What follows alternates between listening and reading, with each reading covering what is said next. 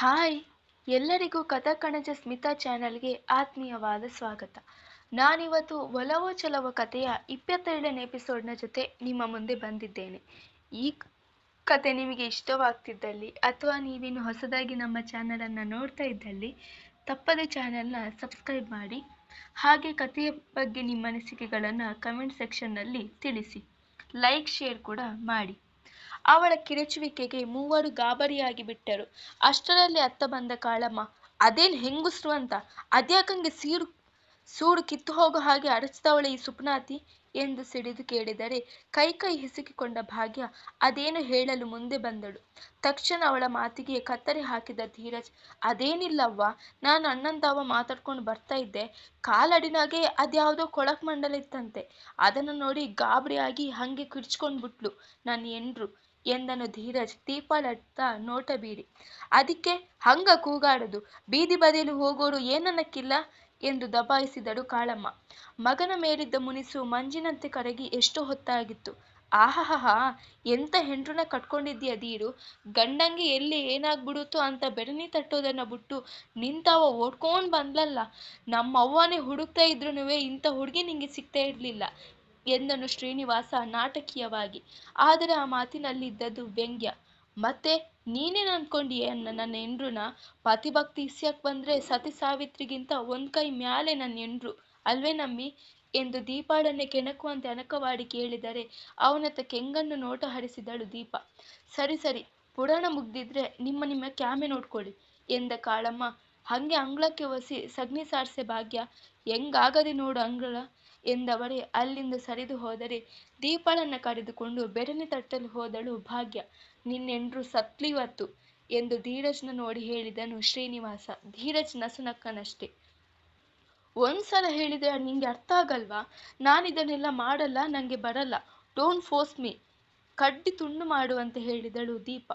Pores ಗೀರ್ಸು ಅಂದ್ರೆ ಬಾಸುಂಡೆ ಬರೋ ಹಂಗೆ ಬಾರ್ಸು ಬಿಟ್ಟೇನು, ಗೊತ್ತಿಲ್ಲ ಅಂದ್ರೆ ನೋಡಿ ಕಲ್ತ್ಕೊಮ್ಮಿ, ಇಲ್ಲ ಅಂದ್ರೆ ಆಮ್ಯಾಕೆ ಅತ್ತೆವನೇ ಬಂದು ಕಲಿಸ್ತಾರೆ, ಆದ್ರೆ ಗೆಪ್ತಿಟ್ಕೋ, ಅತ್ತೆವ ಕಲಿಸೋ ರೀತಿನೇ ಬ್ಯಾರೆ ಎಂದಳು ಭಾಗ್ಯ ಬಿಸಿ ಮುಟ್ಟಿಸುವಂತೆ.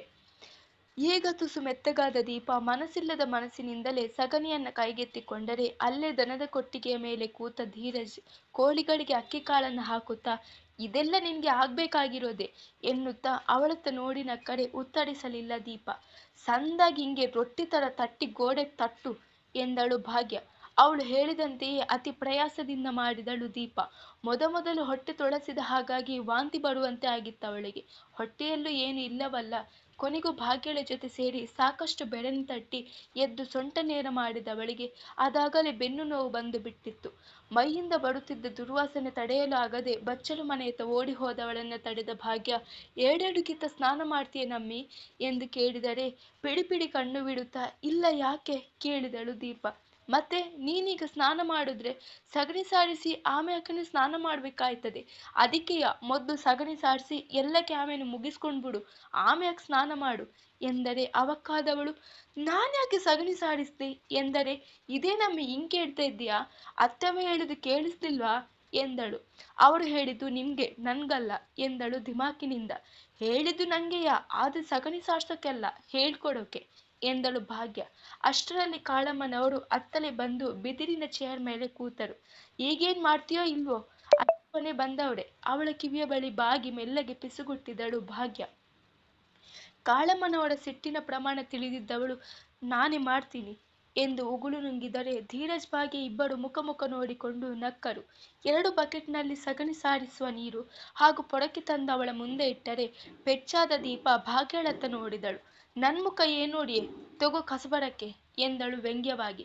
ಒಂದು ಕ್ಷಣ ಯೋಚಿಸಿ ಹೈರಾಣಾದವಳು ಪೊಡಕೆಯನ್ನ ಕೈಯಲ್ಲಿ ಹಿಡಿದು ಸಗಣಿ ಸಾರಿಸಲು ಮುಂದಾದರೆ ಅವಳು ಪೊಡಕೆ ಹಿಡಿದಿರುವ ಪರಿ ಕಂಡ ಕಾಳಮ್ಮ, ಇದೇನಮ್ಮಿ ಪೊಡಕೆನ ಒಳ್ಳೆ ಮಚ್ಚಿಡ್ಕೊಂಡಂಗೆ ಇಟ್ಕೊಂಡಿದ್ದೀಯಾ, ನೆಟ್ಟಗಿಡ್ಕೊ ಎಂದರು. ಅವರ ಮಾತಿಗೆ ಧೀರಜ್ ಭಾಗ್ಯ ಇಬ್ಬರು ಫಳ್ಳನೆ ನಕ್ಕರೆ ಅವಮಾನ ಆದ ಹಾಗಾಗಿತ್ತು ದೀಪಾಳಿಗೆ. ಕೊನೆಗೂ ಹಾಗೂ ಹೀಗೂ ಮಾಡಿ ಸಗಣಿ ಸಾರಿಸಿ ಬೆನ್ನು ನೇರ ಮಾಡಿದವಳಿಗೆ ಸುಸ್ತಾಗಿ ಹೋಗಿತ್ತು. ಆ ಉರಿ ಬಿಸಿಲಿಗೆ ಮೈಯಿಂದ ಬೆವರು ಕಿತ್ತು ಬಂದಿತ್ತು. ಕೊಬ್ಬಿನಿಂದ ಊಟ ಮಾಡದ ಕಾರಣ ಹಸಿವೆ ಹೆಚ್ಚಾಗಿ ತಲೆ ಸುತ್ತು ಬರುವ ಹಾಗಾಗಿತ್ತು. ಆದರೂ ಅದನ್ನು ಯಾರ ಮುಂದೆ ತೀರಿಸಿಕೊಳ್ಳದವಳು ಪೊರಕೆ ಬಕೆಟ್ನ ತೊಳೆದು ಬದಿಗಿಟ್ಟು ಭಾಗ್ಯ ತಂದುಕೊಟ್ಟ ಬಟ್ಟೆಯನ್ನು ಹಿಡಿದುಕೊಂಡು ಸ್ನಾನ ಮಾಡಲು ಬಚ್ಚಲ ಮನೆಗೆ ಹೋದಳು. ಸ್ನಾನ ಮಾಡಲು ಇಳಿದವಳಿಗೆ ತಲೆ ಸುತ್ತು ಬಂದಿತ್ತು. ಆದರೂ ಸಾವರಿಸಿಕೊಂಡು ತಲೆ ಸ್ನಾನ ಮಾಡಿ ಮುಗಿಸಿದವಳು ಅಂಗಳದತ್ತ ಬಂದರೆ ಬಿಸಿಲಿನ ತಾಪಕ್ಕೂ ಹೊಟ್ಟೆ ಖಾಲಿ ಇದ್ದದಕ್ಕೂ ಸಗಣಿಯ ವಾಸನೆಗೂ ಹೊಟ್ಟೆ ತೊಳಸಿ ವಾಂತಿ ಮಾಡಿ ಅಲ್ಲಿ ತಲೆ ತಿರುಗಿ ಬಿದ್ದರೆ ಕಾಳಮ್ಮ ಧೀರಜ್ ನನ್ನು ಸೇರಿಸಿ ಎಲ್ಲರೂ ಒಂದು ಕ್ಷಣ ಗಾಬರಿಯಾದರು. ಧೀರಜ್ ತಡ ಮಾಡದೆ ಅವಳತ್ತ ಓಡಿ ಬಂದು, ದೀಪ ಕಣ್ಬಿಡು, ಏನಾಯ್ತು ನಿಂಗೆ ಎಂದು ಕೆನ್ನೆ ತಟ್ಟಿ ತೋಳಲ್ಲಿ ಎತ್ತಿಕೊಂಡು ಬಂದು ನೆಲದ ಮೇಲೆ ಮಲಗಿಸಿದರೆ, ಹೋಗಿ ಬಿರ್ನಿ ನೀರು ತಗೊಂಡು ಬಾರಮ್ಮಿ ಎಂದು ಭಾಗ್ಯಳಿಗೆ ಆಜ್ಞಾಪಿಸಿದ ಕಾಳಮ್ಮನವರ ದೃಷ್ಟಿ ಧೀರಜ್ನ ಮೇಲೆ ಹೋಗಿತ್ತು. ಅವರು ತನ್ನತ್ತ ಉಡಿನೋಟ ಬೀರಿದ್ದನ್ನು ಕಂಡೇ ಅವನಿಗೆ ಆ ನೋಟದ ಹಿಂದಿನ ಅರ್ಥ ತಿಳಿದಿತ್ತು. ದೀಪ ತಲೆ ತಿರುಗಿ ಬಿದ್ದದ್ದೇ ತಡ ಕಾಳಮ್ಮನವರ ತೀಕ್ಷ್ಣ ದೃಷ್ಟಿ ಧೀರಜ್ ಮೇಲೆ ಹೋಗಿತ್ತು. ಅವರ ಕೆಂಗಣ್ಣು ಕಂಡೇ ಅವನಿಗೆ ಅರ್ಥವಾಗಿತ್ತು, ಅವರು ತನ್ನ ಬಗ್ಗೆ ತಪ್ಪಾಗಿ ತಿಳಿದುಕೊಂಡು ಅಪಾರ್ಥ ಮಾಡಿಕೊಂಡಿದ್ದಾರೆ ಎಂದು. ಅವನ ಕಪಾಳಕ್ಕೆ ಬಿಗಿದವರು ಎದೆ ಬಡಿದುಕೊಳ್ಳಲು ಶುರು ಮಾಡಿದರೆ ಶ್ರೀನಿವಾಸನಿಗೆ ಉಗುಳು ನುಂಗಿಕೊಳ್ಳುವ ಹಾಗಾಗಿತ್ತು. ಅಷ್ಟರಲ್ಲಿ ಭಾಗ್ಯ ಕೂಡ ಅತ್ತ ಬಂದಿದ್ದಳು. ಮೈದುನನಿಗೆ ಏಟು ಬಿದ್ದದನ್ನು ಕಂಡವಳಿಗೂ ಅಳುಕು. ಅತ್ತೆಯ ಬಳಿ ಮಾತನಾಡಲು, ಅತ್ತೆವ್ವ ನೀರು ಎಂದಳು ಮೆಲ್ಲಗೆ.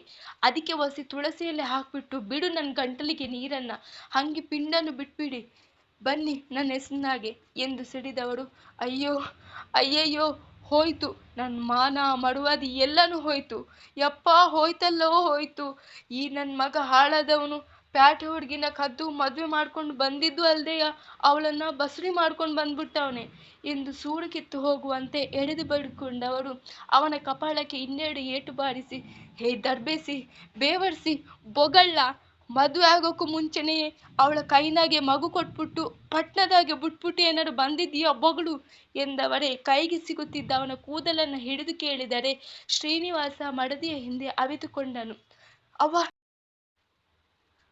ಅವ ಇಲ್ಲವ, ನನ್ನ ಮಾತು ಹಸಿ ಕೇಳು, ದೀಪನ ನಾನು ಮುಟ್ಟೇ ಇಲ್ಲ ಕಣವ, ಅವಳು ಬಸುರೆ ಅಲ್ಲ ಎಂದನು ಧೀರಜ್ ನೋವಿನಿಂದ ಮುಖ ಕಿವುಚುತ್ತಾ.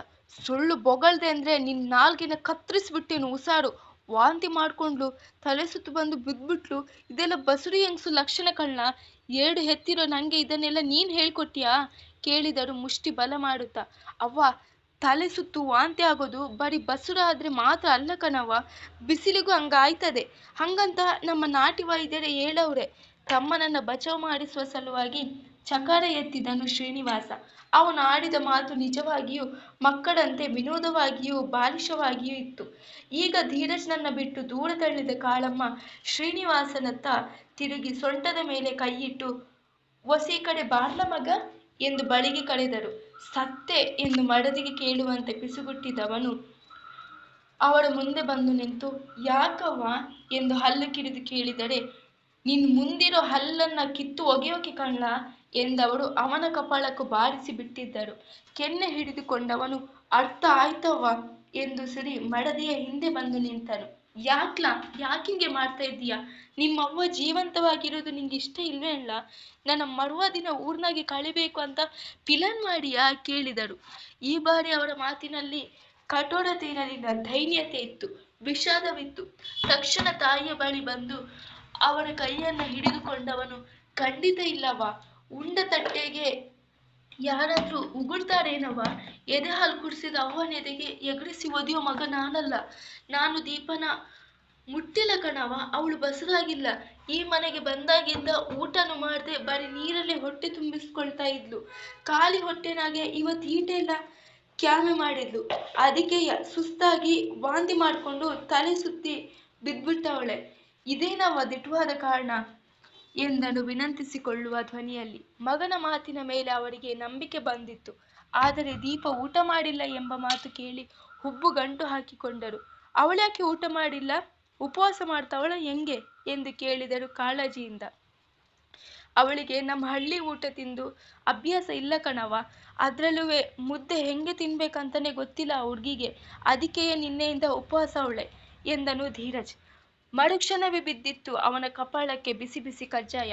ಈ ಏಟು ಯಾವುದಕ್ಕೆ ಎಂದು ಅರ್ಥವಾಗದೆ ತಾಯಿಯ ಮುಖವನ್ನೇ ದಿಟ್ಟಿಸಿದನು ಹುಡುಗ.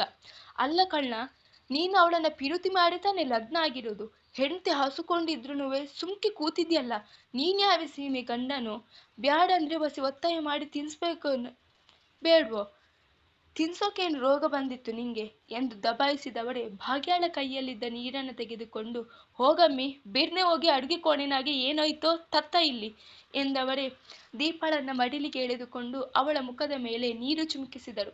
ಪ್ರಜ್ಞಾಹೀನಳಾಗಿ ಮಲಗಿದ್ದ ಹುಡುಗಿ ಮೆಲ್ಲಗೆ ಕಣ್ಣು ತೆರೆದರೆ ತನ್ನ ಸುತ್ತಮುತ್ತ ಮನೆಯವರು ನಿಂತುಕೊಂಡಿರುವುದನ್ನು ಕಂಡು ತಬ್ಬಿಬ್ಬಾದಳು.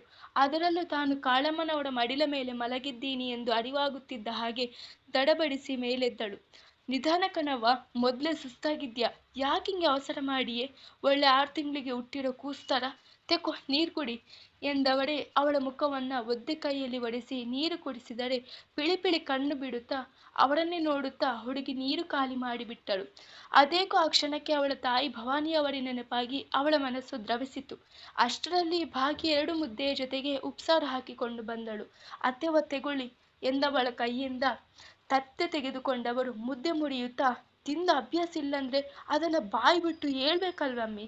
ಬ್ಯಾಡ ಏನಾದ್ರೂ ನಿನ್ನ ಅಕ್ಕ ಮಾಡ್ಕೊಡ್ತಾ ಇದ್ಲು, ಅದನ್ನ ಬಿಟ್ಟು ಹಿಂಗೆ ಬಾಯಿಗೆ ಬೀಗ ಹಾಕೊಂಡು ಸುಮ್ಕಿದ್ರೆ ಹೆಂಗ್ ಗೊತ್ತಾಯ್ತದೆ ಎಂದವಳೆ. ತೆಕೊ ತಿನ್ನವ್ವ ಎಂದು ಸುರಿ ಅವಳ ಬಾಯಿಯತ್ತ ತುತ್ತು ತೆಗೆದುಕೊಂಡು ಹೋದರೆ ಅಚ್ಚರಿಯಾಗಿತ್ತು ಅವಳಿಗೆ ಅವರ ಈ ರೀತಿಯ ವರ್ತನೆ ಕಂಡು. ಸದಾ ಕೋಪದ ಸೋಗು ಹಾಕಿಕೊಂಡು ಇರುವ ಅತ್ತೆಯಲ್ಲಿ ಇದೇ ಮೊದಲ ಬಾರಿಗೆ ಮಾತೃತ್ವ ಕಂಡಿದ್ದಳು. ಆದರೂ ಮುನಿಸಿನ ಸೋಗು ಹಾಕಿ ನಂಗೆ ಬೇಡ ಎಂದಳು. ಹಂಗೆ ಮುಖಕ್ಕೆ ಒಂದೇಟು ಕೊಟ್ಟ ಅಂದ್ರೆ ಮುಖ ಪಗುಡ್ಗುಟ್ಬೇಕು, ತಿನ್ಕಮ್ಮಿ ಸುಮ್ಕೆ ಎಂದು ಗದರಿಸಿದವಳ ಪರಿಗೆ ತನ್ನಿಂದ ತಾನೇ ಬಾಯಿ ತೆರೆದಳು ದೀಪ. ನಸುನಕ್ಕ ಅವಳಿಗೆ ತಿನ್ನಿಸಿದಳು ಕಾಳಮ್ಮ. ಹೊಟ್ಟೆ ಚುರುಗುಡುತ್ತಿದ್ದ ಕಾರಣ ಅವರು ಕೊಟ್ಟ ಎಲ್ಲ ತುತ್ತನ್ನು ತಿಂದು ಮುಗಿಸಿದವಳಿಗೆ ಯಾವ ಪಿಜ್ಜಾ ಬರ್ಗರ್ ಕೂಡ ನೆನಪಾಗಲಿಲ್ಲ. ಆ ದೃಶ್ಯವನ್ನ ಕಣ್ಣು ತುಂಬಿಸಿಕೊಳ್ಳುತ್ತಿದ್ದ ಮೂವರ ಕಣ್ಣಂಚಲ್ಲೂ ನೀರು ತುಂಬಿತ್ತು. ಕಾಳಮ್ಮ ಅಂದರೆ ಬರೀ ಕೋಪಿಷ್ಟೆ ಅಲ್ಲ, ಆಕೆ ತೋರಿಸುವ ಪ್ರೀತಿಯದು, ಮಮತೆಯನ್ನು ವ್ಯಕ್ತಪಡಿಸುವ ರೀತಿಯದು.